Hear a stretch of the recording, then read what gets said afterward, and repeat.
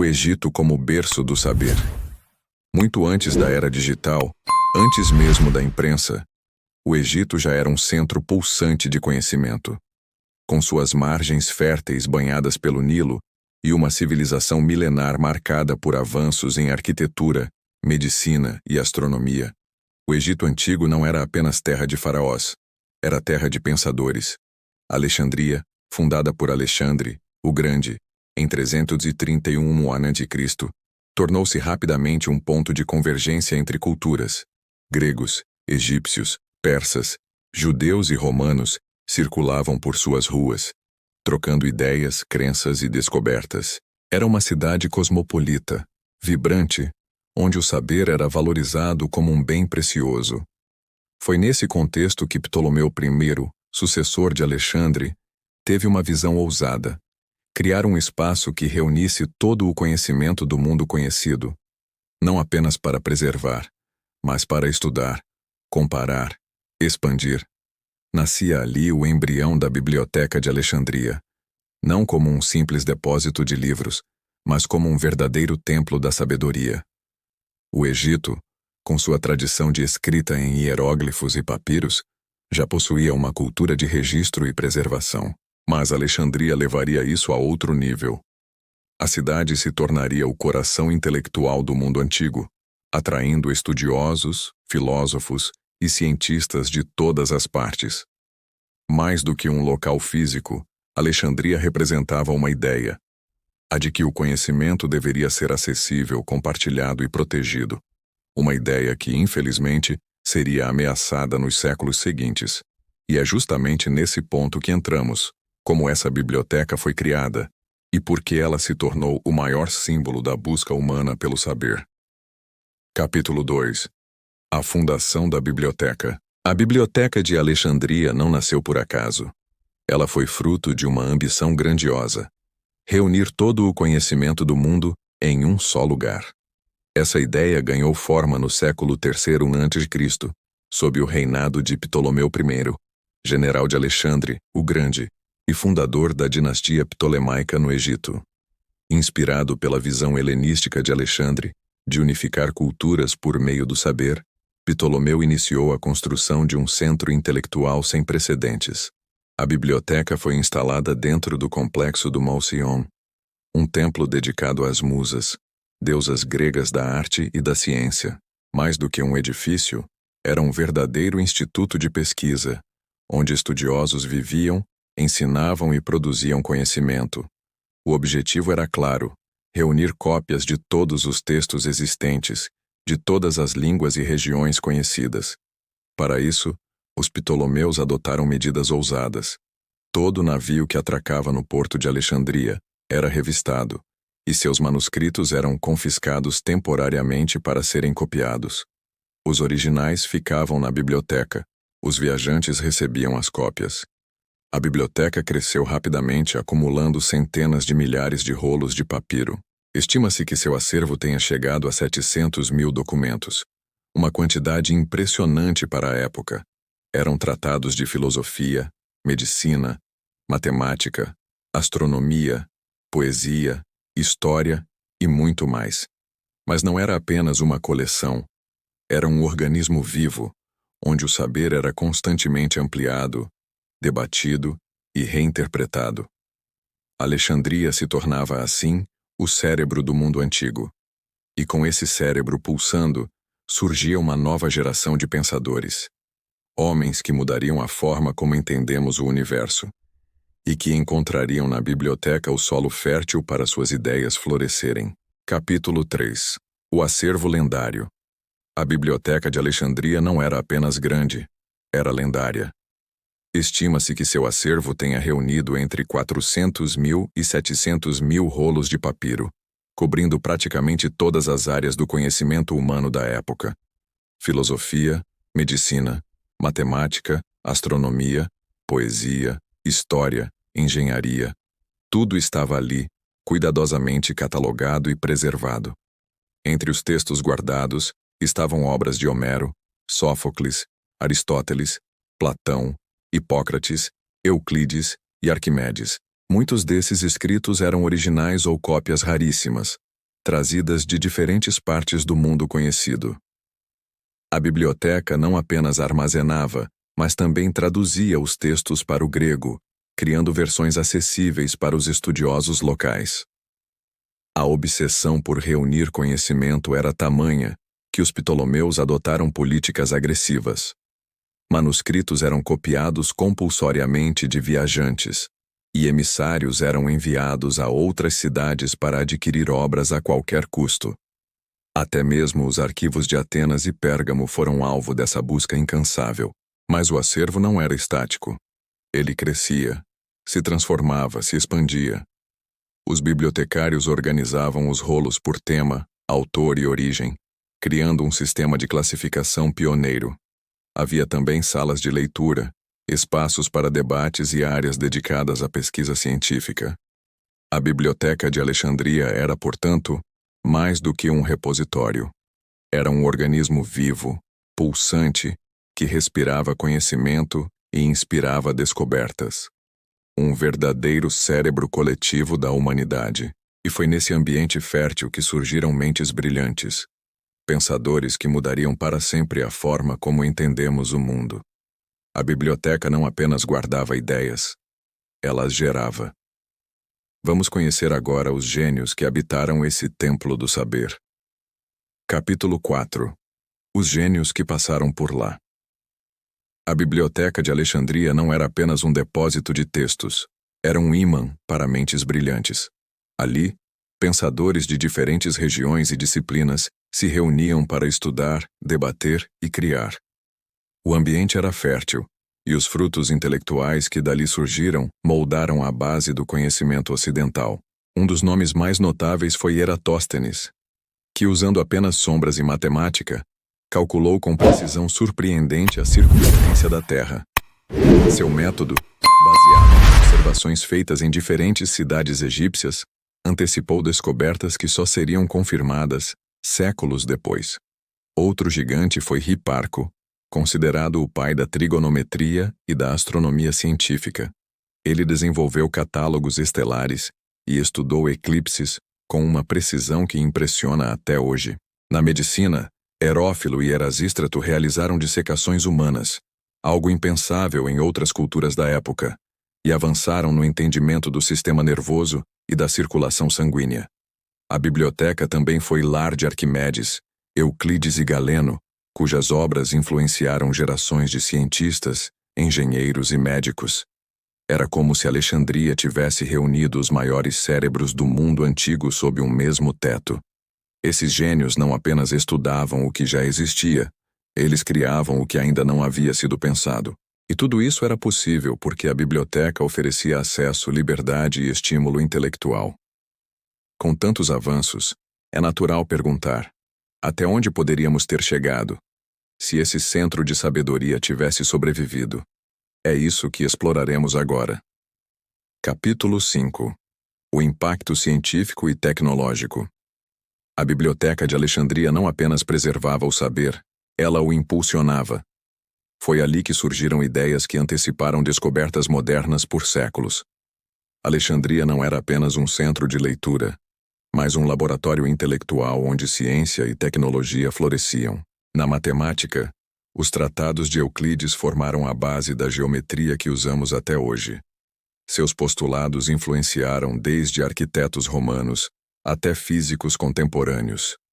Já Arquimedes, com seus estudos sobre alavancas, densidade e hidráulica, lançou os fundamentos da engenharia mecânica. Na medicina, os avanços foram revolucionários. Herófilo identificou o cérebro como centro da inteligência, contrariando a crença de que o coração era responsável pelo pensamento. Ele também descreveu o sistema nervoso e diferenciou veias de artérias, algo que só seria confirmado muito tempo depois. A astronomia também deu saltos. Hiparco criou o primeiro catálogo estelar e desenvolveu métodos para prever eclipses. Suas observações influenciaram Copérnico e Galileu séculos mais tarde. Além disso, a biblioteca incentivava a experimentação. Era comum que estudiosos testassem hipóteses, comparassem resultados e registrassem descobertas. Esse espírito científico, raro na antiguidade, fez de Alexandria um protótipo de universidade moderna. O impacto tecnológico também era visível. Máquinas simples, instrumentos de medição, mapas detalhados e até protótipos de autômatos foram concebidos ali. Era como se o futuro estivesse sendo desenhado no presente. Mas esse futuro seria interrompido. A destruição da biblioteca não apagou apenas livros. Apagou possibilidades. E agora, é hora de entender como esse colapso aconteceu. Vamos explorar as teorias sobre a queda da maior fonte de conhecimento da história. Capítulo 6. Teorias sobre sua destruição. A queda da Biblioteca de Alexandria é envolta em mistério, especulação e controvérsia. Não há um único evento registrado como responsável por sua destruição. E talvez esse seja o maior símbolo da tragédia: o esquecimento gradual de um dos maiores tesouros da humanidade. Uma das teorias mais populares atribui o primeiro golpe à campanha de Júlio César, em 48 a.C. Durante uma batalha naval no porto de Alexandria, o fogo teria se alastrado e atingido parte da biblioteca. Embora não haja consenso sobre a extensão dos danos, muitos acreditam que esse incêndio destruiu uma quantidade significativa de documentos. Séculos depois, durante o domínio cristão, a biblioteca teria sido alvo de perseguições religiosas. O imperador Teodósio I, no final do século IV, ordenou o fechamento de templos pagãos, e o Mouseion, onde a biblioteca estava localizada, pode ter sido incluído nessa repressão. A ascensão do cristianismo trouxe uma nova visão sobre o saber antigo, muitas vezes considerado herético. Outra teoria aponta para a conquista muçulmana do Egito, no século VII. Segundo relatos posteriores, o califa Omar teria ordenado a destruição dos livros, alegando que, se os conteúdos concordassem com o Alcorão, seriam desnecessários, e se discordassem, seriam perigosos. No entanto, essa versão é contestada por historiadores modernos.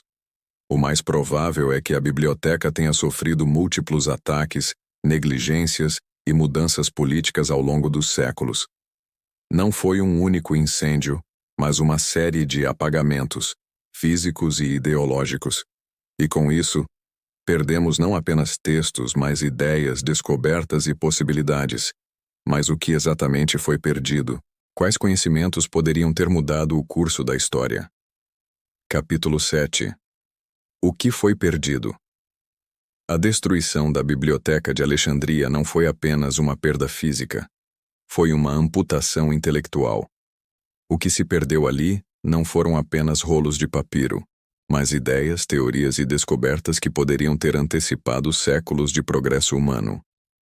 Entre os documentos desaparecidos, acredita-se que havia tratados avançados de medicina, mapas detalhados do mundo antigo, estudos sobre astronomia que poderiam ter acelerado a compreensão do sistema solar, e até registros de máquinas e mecanismos que só seriam reinventados na Revolução Industrial. Obras de pensadores como Demócrito, que especulava sobre a existência dos átomos, podem ter sido apagadas antes de influenciar diretamente o pensamento moderno. Textos de alquimia, que misturavam ciência e filosofia, poderiam ter servido como base para a química contemporânea. E manuscritos sobre anatomia e cirurgia talvez tivessem poupado séculos de sofrimento humano. Além disso, há quem acredite que a biblioteca guardava registros históricos de civilizações ainda mais antigas, como os sumérios e os babilônios, cujos conhecimentos matemáticos e astronômicos eram impressionantes. A perda desses documentos significa que partes inteiras da história humana foram apagadas, ou, no mínimo, adiadas. O que foi perdido em Alexandria é incalculável. Não há como saber exatamente o que estava lá, mas há como imaginar o que poderia ter sido: um mundo mais avançado, mais consciente, mais preparado. E mesmo diante dessa perda, algo sobreviveu. Fragmentos, influências, ecos do saber antigo ainda ressoam. E é sobre esse legado, o que restou e o que foi reconstruído, que vamos falar agora. Capítulo 8. O legado que sobreviveu. Apesar da destruição da Biblioteca de Alexandria, seu legado não desapareceu por completo. Fragmentos de obras, ideias e influências sobreviveram, espalhados por outras culturas, preservados em cópias, ecoando em escolas filosóficas e científicas que vieram depois. Durante a Idade Média, muitos textos gregos e egípcios foram traduzidos para o árabe e preservados em centros de saber como Bagdá e Córdoba. A civilização islâmica, em especial, desempenhou papel crucial na conservação e expansão do conhecimento antigo, mantendo viva parte do espírito alexandrino. Na Europa, o Renascimento foi profundamente influenciado por essas traduções. Obras de Aristóteles, Galeno, Euclides e Arquimedes ressurgiram, reacendendo o interesse pela razão, pela ciência e pela investigação.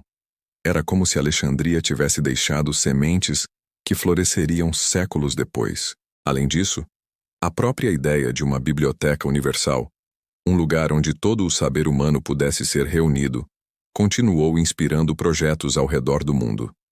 A Biblioteca Nacional da França, o British Museum, o Vaticano e até a Unesco carregam traços dessa ambição original. Alexandria tornou-se um símbolo, um lembrete de que o conhecimento é frágil, precioso e digno de proteção. E também uma inspiração para que nunca deixemos de buscar, registrar e compartilhar o que aprendemos. Mas esse símbolo não ficou apenas no passado. Ele foi reconstruído, literalmente, em um projeto moderno que resgata a essência da biblioteca original. É sobre essa nova Alexandria que falaremos agora. Capítulo 9. A reconstrução simbólica. Em 2002, quase 2 milênios após sua destruição, a Biblioteca de Alexandria renasceu, não como réplica, mas como símbolo. A Biblioteca Alexandrina, construída às margens do Mediterrâneo, foi inaugurada no mesmo local onde se acredita que a original tenha existido. Seu objetivo? Resgatar o espírito da antiga biblioteca e projetá-lo para o futuro. O projeto foi liderado pelo governo egípcio com apoio da Unesco e de diversos países. A arquitetura é impressionante. Um disco inclinado que parece emergir do solo, representando o sol iluminando o saber. Suas paredes são gravadas com caracteres de mais de 120 sistemas de escrita, uma homenagem à diversidade do conhecimento humano. A nova biblioteca abriga milhões de livros, manuscritos digitais, museus, planetário, laboratórios e centros de pesquisa. É um espaço moderno, interativo, que une tradição e tecnologia. Mais do que um acervo, é um ponto de encontro para pensadores, estudantes e curiosos do mundo inteiro. Mas o mais importante é o que ela representa: a persistência da humanidade em preservar o saber.